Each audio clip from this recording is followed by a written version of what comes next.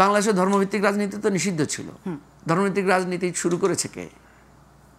বাংলাদেশে তো আওয়ামী লীগও নিষিদ্ধ ছিল। তাহলে তো আমার আঙ্গুল উঠবে মিলন ভাইয়ের দিকে। আমরা এত ঘুরে পেঁচে না বলে বুঝতে পারি যে দক্ষিণপন্থী বলতে এখানে এক ধরনের ধর্মপন্থী, ইসলামী ভাব, মানে ধর্মপন্থী লোকদের উত্থানকে বোঝানো হয়েছে। তান্ত্রিক ধারায় আপনি যদি ভোটে কেউ এটাকে ইসলামী রাষ্ট্র বানানোর জন্য ভোট দেয়, গণতান্ত্রিক দিক থেকে তো আপনি বাধা দিতে পারেন না।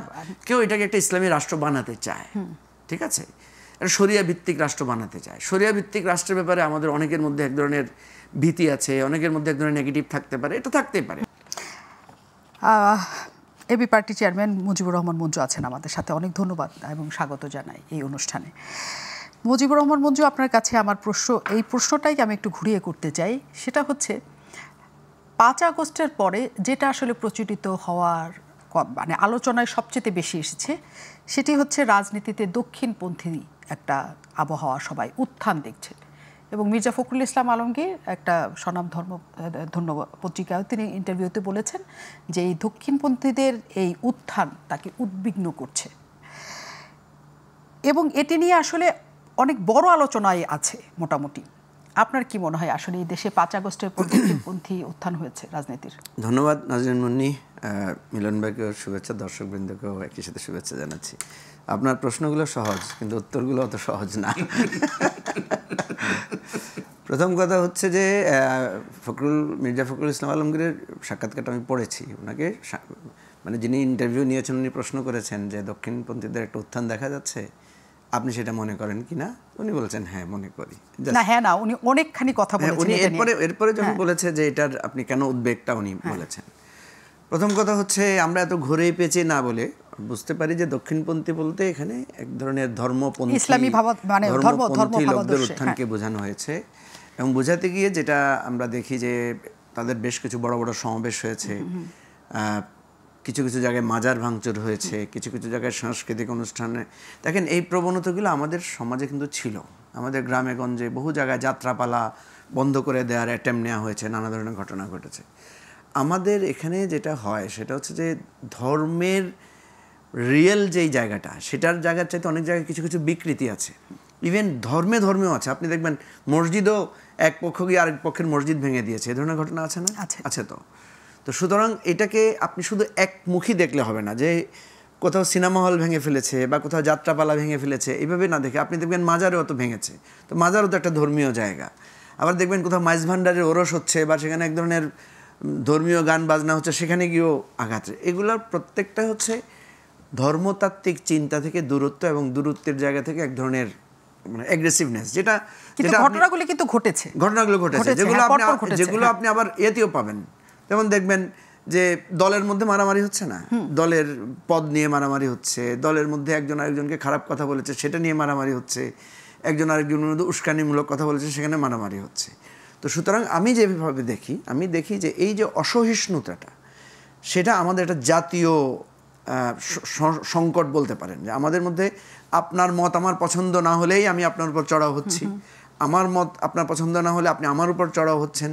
কখনো সেটা ধর্মীয় ইস্যু, কখনো সেটা রাজনৈতিক ইস্যু, কখনো সেটা সাংস্কৃতিক ইস্যু দাঁড়াচ্ছে। অর্থাৎ এইভাবেই আমাদের এখানে ফ্যাসিবাদটা বিস্তৃত হয়েছে। এখন যে প্রশ্নটা আপনি স্পেসিফিক করেছেন, আপনি যদি বলেন, আমি তো দেখি ধর্মীয় দলগুলোর অনেক বড় বড় সমাবেশ আগত হয়েছে। বাংলাদেশের প্রত্যেক ধর্মীয় মাহফিল, আপনি বিশাল বিশাল মাহফিল হয়, আমি জানি না আপনি দেখেছেন কিনা। আপনার বিভিন্ন হুজুররা যখন ওয়াজ করে, খুবই সেলিব্রিটি হুজুর আছে কিন্তু আমাদের এখানে, খুবই পপুলার, কিন্তু সেগুলো মাহফিল, কিন্তু সমাবেশ নয়। আমরা সোহরাওয়ার্দী উদ্যানে যে সমাবেশটা দেখেছি, মাহফিল মানে কিন্তু সমাবেশ, মানে আমি আপনাকে বলি মাহফিলটা তো আরবি শব্দ বা উর্দু, আমিও তো আরবি পণ্ডিত না।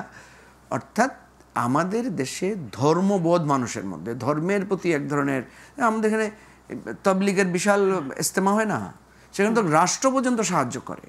এখন এটাকে আপনি দক্ষিণপন্থী উত্থান বলবেন কিনা?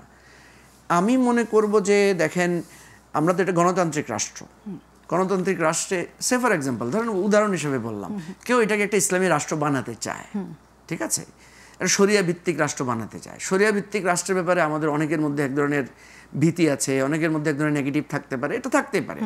সেটা আবার অন্যদেরও থাকতে পারে। সেকুলার রাষ্ট্রের ব্যাপারে অনেকের ভীতি আছে, কমিউনিস্ট রাষ্ট্রের প্রতি অনেকের লিমিটেশনস আছে, সীমাবদ্ধতা আছে, এটা যার যার দৃষ্টিকোণ থেকে থাকতে পারে।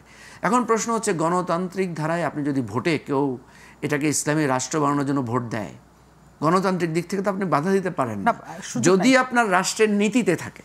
রাষ্ট্রের নীতিতে যদি থাকে না আমরা এটাকে ধর্ম রাষ্ট্র হতে দিব না, সেটা হিন্দু রাষ্ট্র হইতে হলেও দিব না, খ্রিস্টান রাষ্ট্র হইতে হলেও দিব না, ঠিক আছে? এটা তো স্পেসিফিক কোনো ধর্মকে আলাদা করা হচ্ছে না। তো এখানে দুটো ক্ল্যাশ দেখি আমি।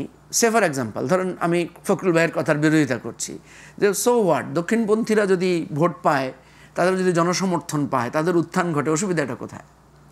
আপনারা সাংস্কৃতিকভাবে রাজনৈতিকভাবে তাদেরকে মোকাবেলা করে আপনারাই তো বরং আমি যদি এখন ধরি যে বাংলাদেশে ইসলামপন্থী দলগুলোর উত্থানের পেছনে যদি আপনি এটাকে নেগেটিভলি দেখেন, আমি কিন্তু নেগেটিভলি বলছি না, আমি জাস্ট বিশ্লেষণের জন্য বলছি।